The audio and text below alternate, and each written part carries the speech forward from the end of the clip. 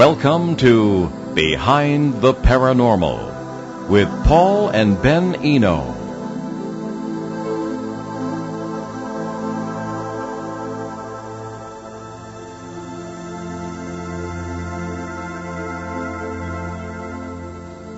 Hello and welcome to the, let me grab my notes here. Welcome to the 890th edition of Behind the Paranormal with Paul and Ben Eno. I am Ben, and those questions came from my co-host, partner in the paranormal, and dad, Paul. And today we are coming to you from WOON AM and FM radio in Woonsocket, Rhode Island, on the Paranormal Radio app, from TalkStream Live, and on TuneIn.com.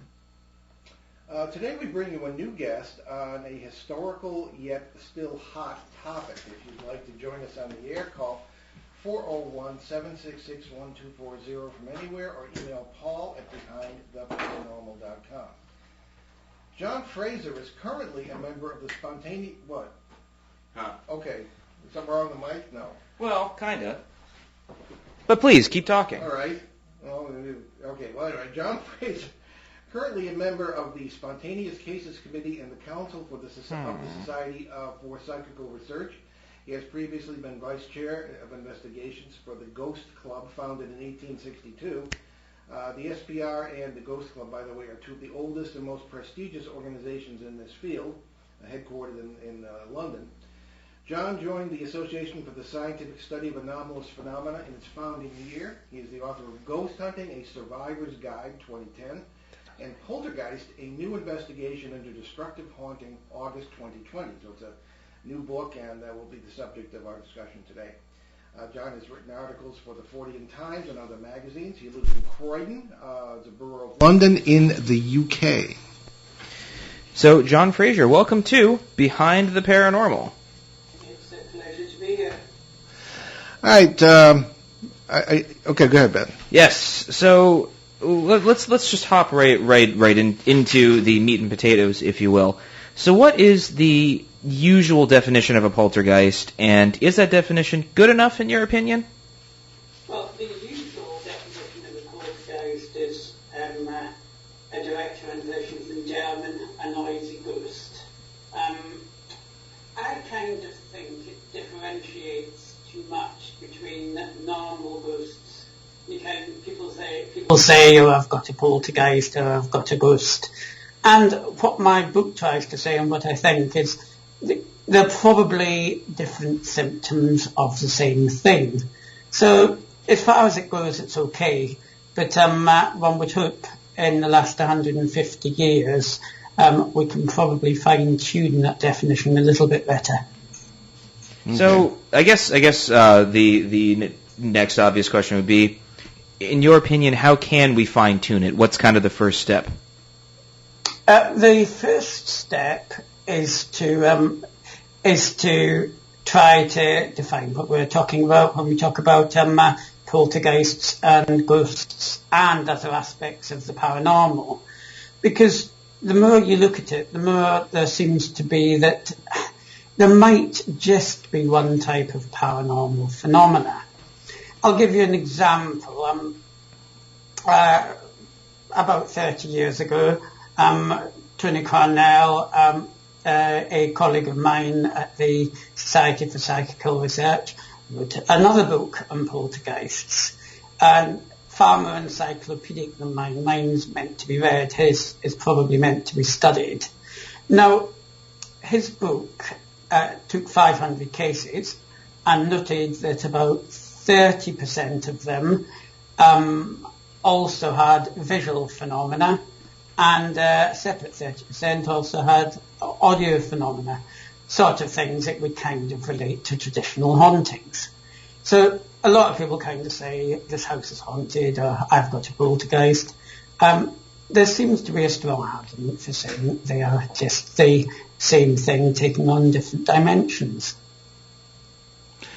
There are several assumptions, and we talked about some assumptions when we did our pre-show get to know each other kind of call here. One assumption that goes all the way back to Harry Price, and probably before the Harry Price being 19th, early 20th century fellow who was investigating this, mostly 20th century into the 30s. is that when objects are moved, and I've experienced poltergeists firsthand on several occasions, two major ones as a matter of fact, and when objects move, they are moved by the poltergeist, whatever the definition of that is. I don't think that is an assumption that is necessarily able to be supported, because at least in my experience, when objects have moved, very rarely have I felt the presence of an entity.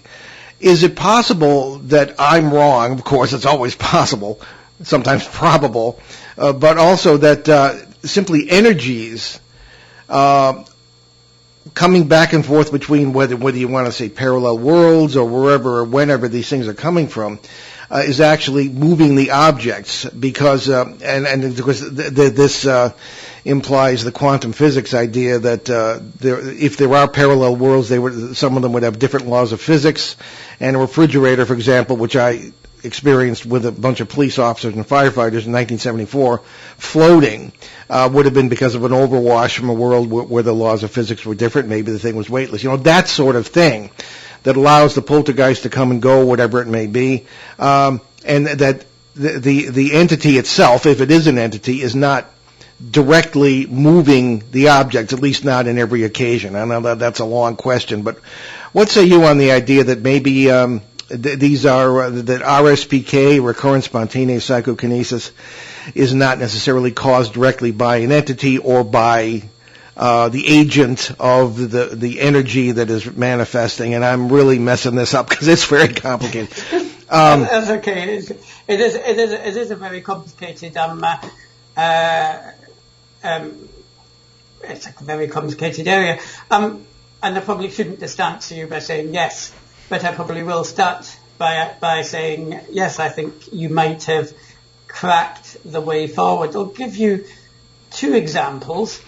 Now, if we do have an intelligent entity causing this, what would make it want to lift your fridge up? Without communicating in any way. Better example of that would be, there's a very famous case in the United Kingdom called the Black Monk of Pontefract, which almost certainly wasn't a black monk, although somebody did see a figure in a hooded robe, probably a dressing gown or something like that. But the interesting thing is here, there was all kinds of objects, movements, things being thrown around and what have you. But in the 9 months of the main events, there was no communications, nothing sensible happened. It kind of behaved like a 2-year-old having a tantrum, or possibly somebody's subconscious alter ego. So, if there was some kind of afterlife entity, in general, would it want to do all this stuff for no purpose whatsoever? Then it kind of gets more interesting, because there's also a famous case in the United Kingdom of a gentleman called Matthew Manning, who started out when he was about 10 or 11. Strange things happened at his house. Then he went to a private school at I think a public school in the USA, a fee-paying school. And strange things happened there, things got thrown around, and he nearly got expelled. But he gradually managed to start to control these energies, and is now a pretty famous internationally renowned medium who has apparent healing powers. So from being a poltergeist boy that couldn't have any control over these things, he suddenly has grown up so he can have control of these things. Now, if this was all being caused by an outside entity, he probably wouldn't have had control of these things. So I start to think there's probably a better case for it being RSPK powers than there is for being a mischievous spirit. Because it wouldn't say much for the quality of the mischievous spirit if there was one. It would be the ultimate barroom brewer, just basically making a nuisance of himself all the time. Well, that leads into the second assumption, and that is that these are spirits, okay? Now, the very physicality of the poltergeist phenomenon, which is probably among the most physical that I've experienced, certainly in the paranormal realm, begs the question, if this is a spirit, which by definition is a non-corporeal entity, doesn't have any body, doesn't have any vocal cords, things of that kind, how do these physical events take place? And, of course, our answer is, as you know, is that it's not a spirit. It's a creature, a parasite from parallel realities or whatever, who can come back and forth. Now, maybe that's baloney. Maybe it's correct. I don't know. It works for us. But you also bring up a very important point of a confirmation bias throughout your book, which is very important. One often will come up with explanations for phenomena, whether it be poltergeist or anything else, that will verify one's own belief system. Okay. On the other hand, that doesn't mean the belief system is wrong either. So that's the thing. But what say you about the notion of spirits, the physicality of poltergeist activity, and the assumption by many, even in the SPR or the ASPR or whatever group we're talking about, who may have PhDs after their names, assuming these are non-corporeal entities, in some cases anyway? I don't discount that by any means, but I think there's probably simpler explanations than a spirit. Just to go into this confirmation bias thing a little bit further, because it's actually, in some ways, there's one or two amusing examples of this. If you go to Romania or even to Transylvania, which I've been lucky enough to go to about 5 or 6 times, you'll find there's an awful lot of cases that are reported as vampire cases. Not surprisingly, bearing in mind the culture and the possible belief bias of the particular region we're in. But these cases tend to consist of a lot of things being thrown around, pots and pans clattering, and so on. Typical poltergeist things. Now, if you go to Latin America or Colombia, there's a legendary entity known as a duende, which basically gets direct translated to being a goblin, which even paranormal investigators in the first instance probably wouldn't take seriously, because you can go ghost hunting, you can go poltergeist hunting, but somehow it seems incredulous to go goblin hunting. But once you look at some of these cases, there's a particular famous one from the mid-19th century, basically consisted of a stone-throwing goblin throwing stones at the house of a quite famous family. They actually got in 12 people from the army to try and work out who was doing it, but still the stones were thrown. And this is typical poltergeist fear, just described as something different because of the people's belief system. It's also worth noting in Spanish Latin American, at least until recently, there's been no direct translation of the word poltergeist, so you had to use something different anyway. Well, I was fascinated when I ran into that in your book, the notion of the vampire. We tend to think that the parasites, as that we talk about, are actually the origin of human folklore about vampires, because what did the Sumerians call them? Life-sucking ghosts. And when we attempt to assist people who are bothered by these things, you run into a lot of chronic fatigue syndrome, things of that kind. So maybe there's a connection, maybe there isn't. We think there is. Ben, you look like you want to ask a question. I'm formulating the words. Yeah, so we have some good questions from Peter in South America, who is a listener who sends in questions almost every week. Very good questions. Would you like to take Peter's questions first? It's typically typically 12:20 is when we take Peter's questions. Okay. All right. Okay. Well, I'm just overflowing with questions myself here. But go ahead, Ben. Why don't you take Peter's questions here, because that has to do also with Transylvania. So Sure thing. Hey, it leads right into it. Yeah. So Peter, his first question is, have you investigated the skull experiment? And if so, what are your thoughts about it? I have researched the skull experiment because I unfortunately wasn't around at the time. I've had a fair amount of experience, but that goes back to the 1980s when I wasn't a member of the SPR. But I've researched it quite thoroughly and actually wrote it up in some detail in my first book about ghost hunting. Skull experiment, probably never quite get to the truth of it, for sure, because it would have to be replicated, and we're not in a position to do so. However, it split the SPR at the time.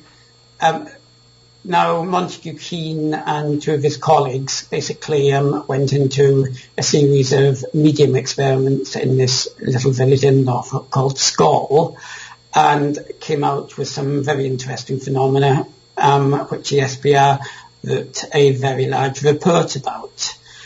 But last 50 pages of the report also consisted of criticisms of the technique.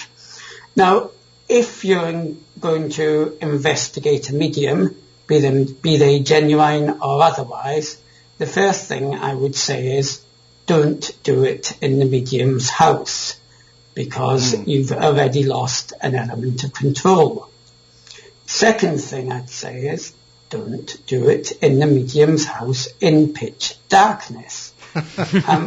Third thing I'd say is don't let the medium select who comes along, because Maurice Grosse, who is famous for the Enfield Poltergeist and tends to be a believer in the afterlife, was actually excluded from that experiment for being too critical. So you've got three don't do's. Next don't do would be don't allow the only control to be Velcro armbands, which are fluorescent, because they're very easily taken off. Whether or not they were, I don't know, I wasn't there.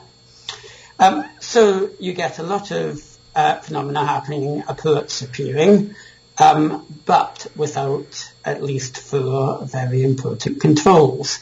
Then it gets even more interesting, because one of the particularly interesting approach was a historic newspaper from the 1940s. I think it was the Daily Express. But I think it was Tony Cornell, one of my colleagues again in the SPR, looked into this very carefully. And they had actually done a rerun of this historic edition in the 1970s. And they had done it on, I think, with a red title, when the original one, due to wartime cutbacks, had been on a black title, when you're using black and white. And I think, from memory, it was a red title which appeared. So the entity was actually producing a copy of a newspaper rather than the newspaper itself. And that struck me as being a little bit suspicious. Mm-hmm. So, as I say, I wasn't there.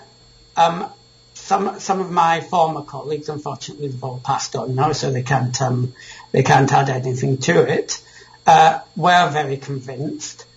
But the controls weren't there to really convince people outside of that room in a little village called Skull. I'd be interested to know what your listener actually thinks about it as well, though. Sure. Well, I've looked into the Skull experiment as well, and it struck me. The first thing that struck me was that it was saturated with the spiritualist point of view, right? And they were spiritualists pretty much who were doing it, and people who I believe there were two married couples who were not, exactly PhD. Robin Foy was the main medium, yes. Right, yeah. So I wasn't there either. As a matter of fact, my main criticism of critics is that, particularly when they're talking about a case I was involved with, was that, you may be right, but I was there and you were not. So we weren't, neither you and Ryan or Ben were there, so it's difficult to say, but all we have is the circumstantial evidence that maybe it was not quite what it should have been. One of the more interesting points, and in your book, you mentioned some historical cases such as Jeff the Talking Mongoose, about which we did a very popular show in 2019 with Tim Schwartz, whom you may know, who wrote probably the only recent book anyway on the subject of this poltergeist-like phenomenon. At least in some cases, it was very interesting. But my own experience, and we talked about this when we spoke before during the Bridgeport case with Sam the Talking Cat. I was on a radio show, Coast to Coast, as a matter of fact, a few weeks ago, and someone called in and said, "Were you aware of the tete-a-tete, as it were, between the cat and one of the firefighters who happened to be the father of the caller?" And I said, "No, I wasn't aware of that." And supposedly the cat followed the firefighter and said, "You're not going to find out what's going on." And he turned around and there's the cat just sort of staring at him, and he heard the voice. But anyway, we talked about some of that. A very strange auditory phenomena that sometimes will accompany the poltergeist situation.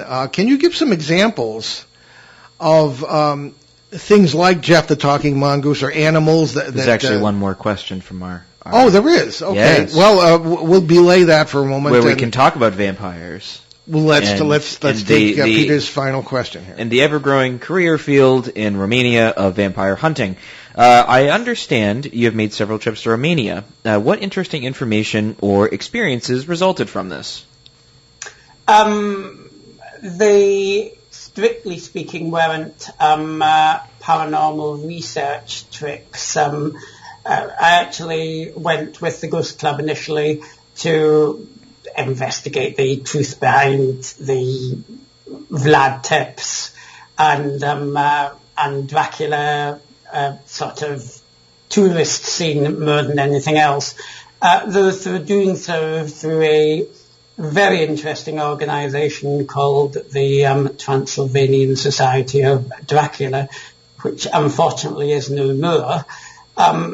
I did run into a lot of Romanians who were interested in the romantic side of the vampire, but also very interested in the supernatural and Chilean photography and all kinds of things like that.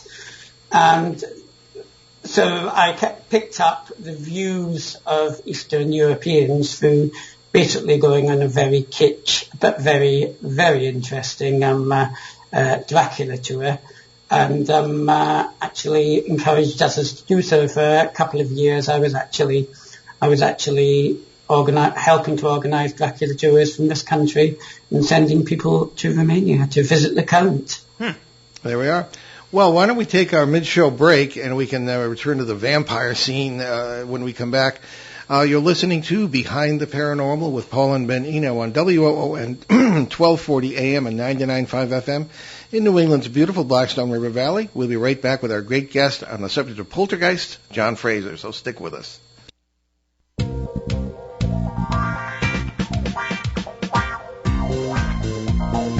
The night is alive. Join us and take a walk on the weird side when you tune in to The Kingdom of Nye, hosted by Heather Wade.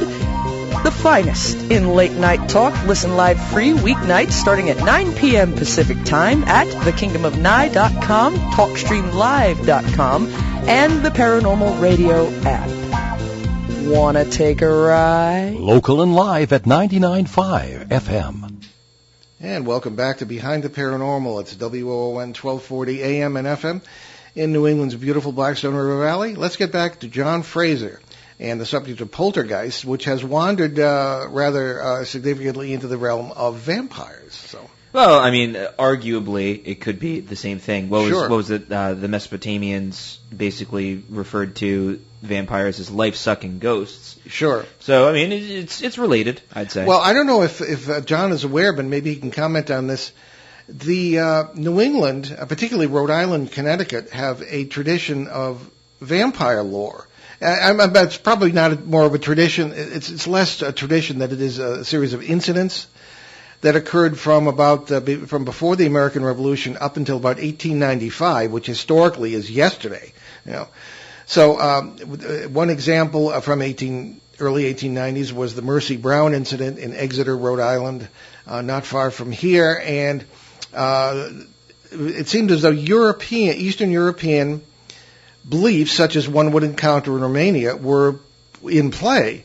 The body was exhumed and the heart burned on a rock, not necessarily vivid, and the rock is still there in the cemetery, the Chestnut Hill Cemetery in Exeter, and the epitaph, the pious epitaph on the stone, was effaced, and that was stolen for a while, but then it was returned, of course, cultists and things. But there were reports of movements of objects in the Brown home, and then one child after another, the grown child after another, seemed to have come down with what they would at the time call consumption, and several of them died. The ashes of the heart were put into a solution by a doctor and given to the young man, and he apparently survived, or actually died anyway, I think. But it was right out of Eastern European, and I've never been able to quite fathom how those beliefs got here, other than by seafaring people who may have encountered them. Were you aware of that? As a matter of fact, before you answer that, Bram Stoker, in his files, when he died, was found a newspaper cutting of this very incident that I've described from Rhode Island. So one wonders if that had some influence on the composition of Dracula or whatever. That's a little bit off topic, but are you aware of those incidents in America? I wasn't, actually, but they do sound fascinating. I mean, be curious to know if they apply to any Eastern European immigrants to America or not. Because the main reason that America, UK, France, for that matter, and so on, don't do vampires, in my opinion, is because vampires are basically come from the concept of incorruptible corpses, sort of demonic entities from the incorruptible corpses, is basically how you'd sum up a vampire, which is fine for the Christian Orthodox Church, because that fits in well with their beliefs. But incorruptible corpses in the Catholic and Presbyterian, offshoots and so on, are actually saints. So to think about something vampiric or undead or uncorruptible as being evil just kind of cuts across religious beliefs, which is why we've got very, very few cases in the UK. There's one apparently in Croglan Hall in Northumbria, which dates back some time and may or may not have been fiction. But it's not a good way for us to describe something unexplained is normally described as something demonic or evil just because it's unexplained and it scares the hell out of us. And because of, our slant of Christianity, it doesn't usually fit in very well. Oh, well, that's half right. As Orthodox Christians, my father and I, the reason that vampires exist, it goes back to Second Temple Judaism, actually. Essentially, it's a reference to it's a reference to a couple of different things. It's a reference to how hell was essentially viewed where you kind of scatter. If basically a huge punishment was if you weren't buried and you just kind of had your body thrown into a valley, and then it would be eaten by various animals and stuff. So the weeping and gnashing of teeth that's mentioned throughout Scripture is essentially, you become demonized. Because there's two different ideas. You have divinization and then demonization. Divinization is you essentially become like, the sons of God, as it's mentioned in the Old Testament, and you achieve this thing called theosis, which is essentially you become more like God. Or you do the opposite, and you become more like a demon. So if you look at the story of the demoniac who runs around in the tombs, it's inflected that he eats dead bodies and bones, because you become like an animal and you eat the bones, as in the bones thrown into the fields, right? So it seeps into not just Eastern Europe. For a while it was in Middle Eastern cultures, and then that got changed out with the rise of Islam. Like Constantinople and all those places, the further west it went, it kind of stopped right around Romania. It was in a good portion of Russia until communism kind of wiped a majority of most folklore out, and then it was in portions of Western Europe, but then that got phased out as the Enlightenment happened and all that stuff. But essentially, it's the idea of incorruptibles is a thing in Eastern Orthodoxy. There's actually, if you ever wind up in Alaska, you can go see the body of St. Herman of Alaska. He's still there. He's incorruptible. I think actually the St. John Chrysostom. There are a couple other ones that are incorruptibles as well, because essentially the belief is that the body will also be glorified, not just the soul. The whole human person, body and soul, will be glorified. So essentially the opposite of that would be becoming a vampire in layman's terms, being demonized and existing in the tombs and eating of the bodies. Yeah? Okay. Let's move on. You use the term, John, Poltergeist Syndrome. Can you explain that, please, in your book? Well, it's like in medicine, when you have a series of symptoms but you can't quite pin down a cause, it's called a syndrome. I mean, one of the most common is irritable bowel syndrome, because nobody's quite clear what causes it. It's just a series of symptoms. Likewise, we have things that we will call poltergeist symptoms, but there is no clear cause, so I would call it a syndrome, very much like doctors would call something that they don't understand a syndrome as well. I mean, now, the most recent syndrome in medicine, unfortunately, is a long COVID syndrome. Again, you've got lots of different symptoms which seem in some way to be related, but nobody's quite sure, unfortunately, at this stage, how COVID causes them. All right. There's a cute term in your book, the one-trick pony.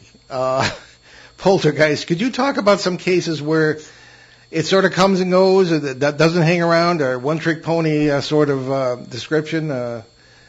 Because I've run into that too, but usually in the context of other paranormal situations. So could you talk about some of that, please? Yes, of course. I mean, I've kind of also in the book compared poltergeists to being the ultimate Baron Boer. I think I mentioned that earlier. There's a lot of poltergeist cases where they really, apart from the fact the phenomena is fascinating, there's very little of any intellectual interest done. In fact, somebody, I won't go into detail because this is a ongoing historic case, and obviously it's just something that the SBR deals with quite often, but we don't necessarily publish where and how and when. But somebody contacted me very recently about a situation where all that happened was that stones were thrown into their garden and onto their roof again and again and again and again. They actually had the police round. They actually had a nearby army base trying to find out what happened. And they spent virtually 5 years without being able to work out how up to 100 stones a day could come into their garden, but nothing else. And they also had some object movement, stones laid out in the shape of a cross and so on, but nothing else. Nothing, no communication, just the one-trick pony. Mm-hmm. Yeah, I don't know if you were familiar with the case that, because I'd never heard of it before, but Tim Schwartz, American researcher and investigator who is a frequent guest on the show, was talking about a case in the Midwestern U.S. In which he was sitting in the living room of the home, and small rocks were falling from the ceiling, and almost as in the movie Poltergeist, right? And when he looked around the area, he saw that there was a field in back of this home with just such stones in it.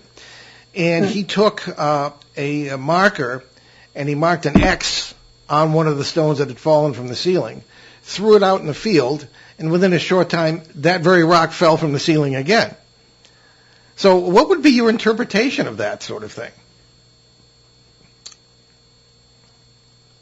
Well, when you say an interpretation, I'm not going to suggest I have a definitive answer to why that happens.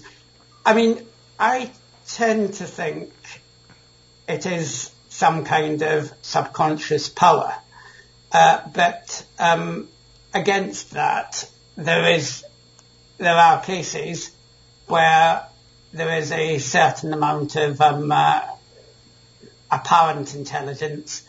Enfield being the best example, because Enfield, apart from all the stone throwing and the small fires, etc., you had the circumstances by which one of the young girls involved in the Enfield Council House did actually apparently come out with some information as to where the possible poltergeist actually died in the chair from a brain hemorrhage, and that was subsequently confirmed down to a T. Now, you can question as to how public that knowledge was, but let's for a second assume it wasn't. You have got their intelligent communication, which would totally ruin my working hypothesis that it is something that comes from our subconscious minds.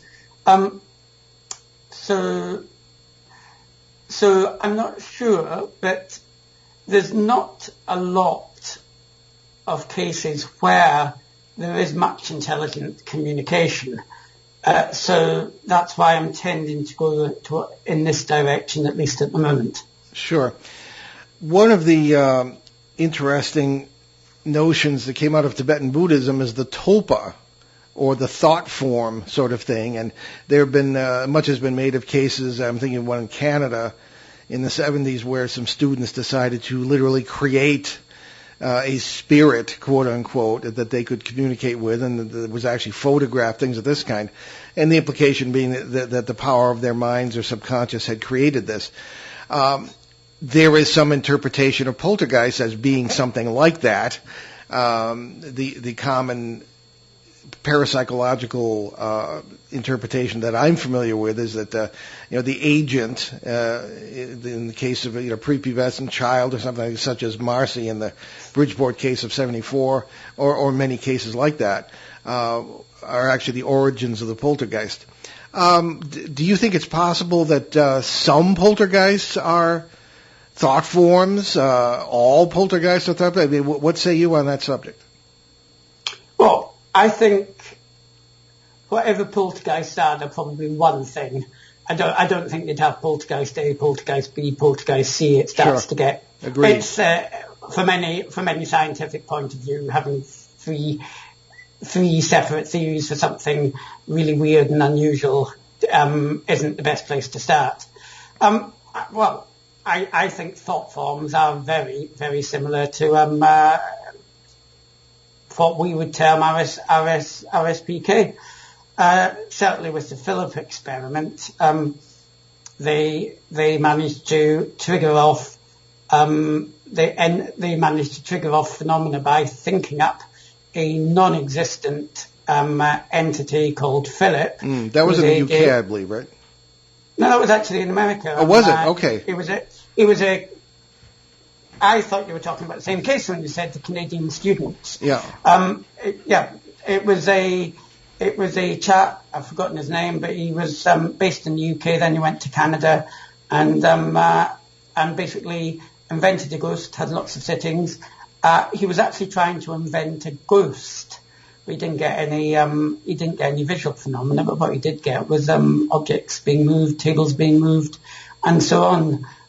He gave it a entity. He even gave Philip a wife. He gave Philip a mistress. He gave Philip a artistic picture, and the whole group started to believe in him. And gradually, Philip started to do things. Gave him a very sad story as well. His wife committed suicide, I think, because she found out about the mistress. So you got the sort of tensions that seemed to trigger something off. Because the really interesting thing is, nearly always where you've got a poltergeist case, you've got a significant stress factor happening immediately before the poltergeist case starts. That's probably one of the reasons a lot of people kind of tie it in with pubescent teenagers, because that's one of the most stressful situations most of us have ever been in, between the ages of 12 and 16. It's quite a few years ago for me, but I'm sure we can all remember it. But there's lots of other cases that don't involve teenagers, that might involve the loss of a job. There's a particularly famous case in Germany, the Rosenheim poltergeist, where a 19-year-old lady had just had her engagement broken off, then went into the offices of the law firm from where she worked and started blowing light bulbs and having heavy filing cabinets moved and that sort of phenomena.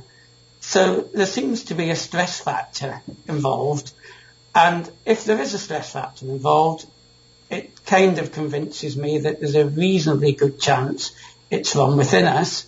And then if you add the Philip experiment to it, and you actually create a situation where you're actually trying to create things, then you've nearly got a juncture between, as you say, a tulpa, which again is just a different way of possibly describing the same thing. Mm-hmm.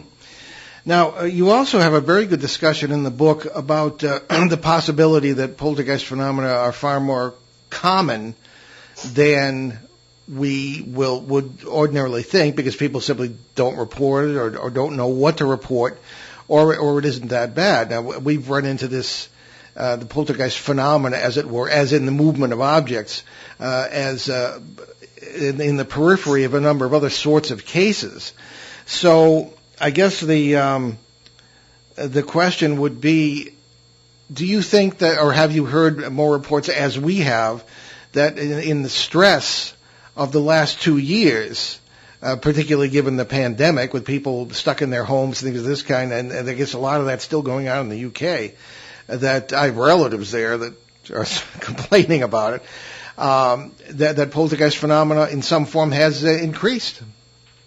Well, we're certainly getting quite a lot of correspondence at the Society for Psychical Research, but I don't think we're ever going to be able to say yes or no to this one, because by definition, we've been in semi-lockdown since the last 50 years, it sounds like, actually. It feels like at the moment, but no, it's just over a year. And people are aware that we can't investigate, and I don't know whether that would stop them reporting it. And even if we do get something interesting, we can't really follow up to see if it's substantial or not. So I would certainly say we should get an increase in this type of low-level one-off poltergeist phenomena, but it's very difficult to know if we ever find out whether that's actually happened or not, because by the essence of a pandemic lockdown, we just can't really investigate the possible phenomena. Well, I guess that's fair. So let's say someone reports a case, you find it to be valid, meets all the requirements, whatever. You're able to investigate it. What is the first step for the person who's affected? Is there a process to relieve stressors, or explain what the process is, or is there a process? I wouldn't say there's. I mean, there's a certain amount of don'ts for absolutely sure. First don't is do not go in calling yourself a demonologist, as unfortunately some rather famous people both sides of the Atlantic have done so. It's pure. I mean, it's putting confirmation bias in the thing. And B, it's probably frightening the hell out of, you've had a few unusual things happening, and then suddenly a demonologist appears at the door. Yeah, right. It's probably just an extra stressor. Couldn't agree more. Yeah. Yeah. It's not good. Over and above that, obviously in a non-public case, the reportee always comes first. One of the reasons I said there's no fixed rules is in the SPR we don't tend to do clearances. It's just not what we do. We do have members who are spiritualistly inclined, which is fine, but we don't. Clearances can work. They can sometimes make things worse. Again, it seems to be how the people view the clearances. What we try to do is calm things down, explain to people that even though these are very strange events, it's very, very rare anyone's come to any harm from them. Occasionally we try to give practical help. One of the best examples of this would be actually going back to my Ghost Club days when a unmarried mother with a very young baby had just had a council house transfer. I think we call them social housing in the USA. Public housing. Public housing. Yeah. She'd just been transferred from a one-bedroom flat to a two-bedroom flat. So she was very happy about it, obviously. Perfectly nice flat in the scheme of things. You could see she had wallpaper to put on the walls. She'd bought everything like this.